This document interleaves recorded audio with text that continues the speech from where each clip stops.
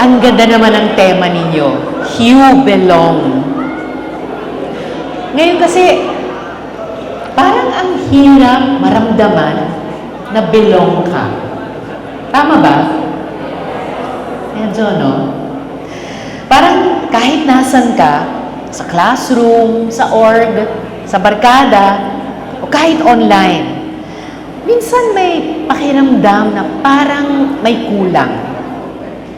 Nandyan ka nga, pero hindi mo maramdaman na fully kasama ka. Lahat yata tayo may FOMO, fear of missing out. Yung tipong iniisip mo, ano nangyari nung wala ako? May lakad ba na hindi ako invited?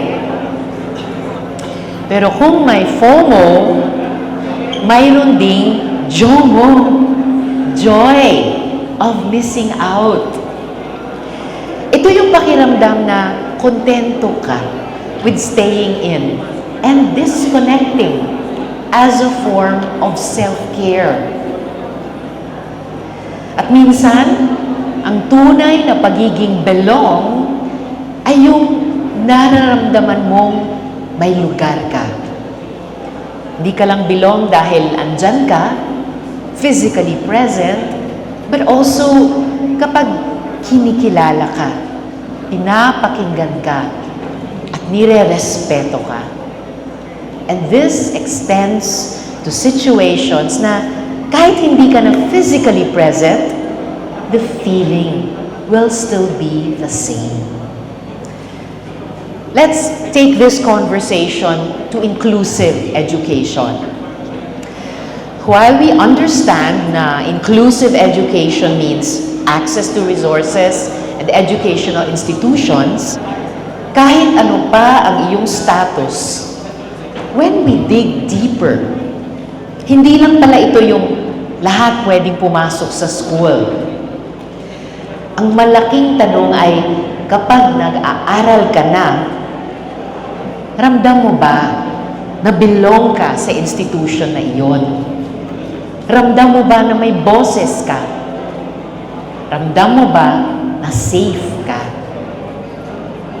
Kasi minsan, may mga estudyanteng present, pero hindi silang comfortable. Marami ang nakikinig, pero di naman sila makapagsalita. Maraming may gustong i-share, pero pinipiling manahimik. Kasi baka ma-judge, baka pagtawanan, baka ma-invalidate. At sa panahon ngayon, ang dali pang ma-label, ang daling ma-cancel, ang dali pang ma-misinterpret. Kaya minsan, ang default na lang ng iba, sige, wag na lang ako magsalita. Kung ganyan ang nararamdaman ng isang estudyante, masasabi ba natin na safe siya? Safe space ang lugar kung saan hindi mo kailangang magpanggap para matanggap. Yung hindi mo kailangang i-filter ang sarili mo para lang mag-fit in. Yung hindi mo kailangang mag-overthink sa bawat sasabihin mo dahil alam mong hindi ka basta huhusgahan. Bilang may akda ng Safe Spaces Act, o mas kilala bilang Bawal Bastos Law, pinaglaban natin na gawing malinaw na walang lugar ang harassment sa kahit anong espasyo. Sa kalsada, sa trabaho, sa online, at pati sa paaralan. Pero hindi sapat ang batas. Kahit gaano kaganda ang pagkakasulat ng batas, kung hindi ito nararamdaman sa araw-araw, kulang pa rin. Kasi dapat nararamdaman ito ng bawat isa.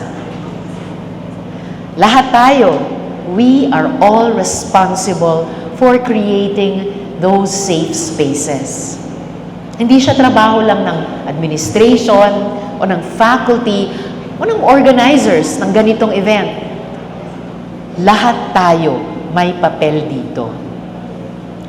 Sa paraan ng pakikinig natin, sa paraan ng pagsagot natin, sa paraan ng pagtrato natin sa isa't isa. Kahit sa maliliit na bagay lang, pwede tayong mag-ambag. Gaya halimbawa ng hindi natin pag-interrupt kapag may nagsasalita. Yung pagbibigay mo ng chance sa iba na marinig. Yung pagpili mong umintindi bago manghusga. Hindi siya madali. Kasi mahirap basagin yung nakasanayan na natin. Lalo na sa panahon ngayon na ang bilis ng opinions, ang bilis ng reactions, ang bilis mag-comment, ang bilis mag-judge. Isang post lang, isang salita lang, minsan isang tingin lang. May label ka na agad. Pero kung gusto nating magtayo ng inclusive education at safe spaces, kailangan nating maging intentional. Kailangan may conscious effort na gawing mas maayos, mas ligtas, at mas inclusive ang mga espasyo natin. Kasi sa huli, ang inclusivity ay commitment.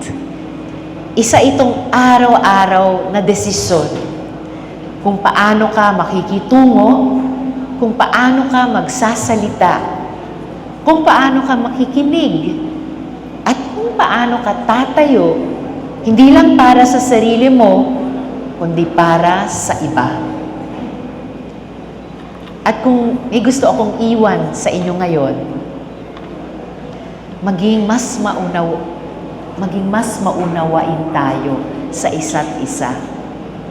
Dahil ang safe space ay sama-samang binubuo. At ang tunay na inclusive education, more than a system, ay karanasan na dapat maramdaman ng bawat isa. Para wala nang ma-FOMO at lahat tayo open maka-feel ng JOMO.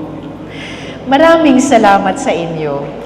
At sana sa paglabas ninyo sa silid na ito, manindigan tayo pa rin na gawing mas ligtas, mas bukas, at mas makatao ang bawat espasyong gagalawan ninyo para sa inyong sarili at para sa lahat. Mabuhay kayo!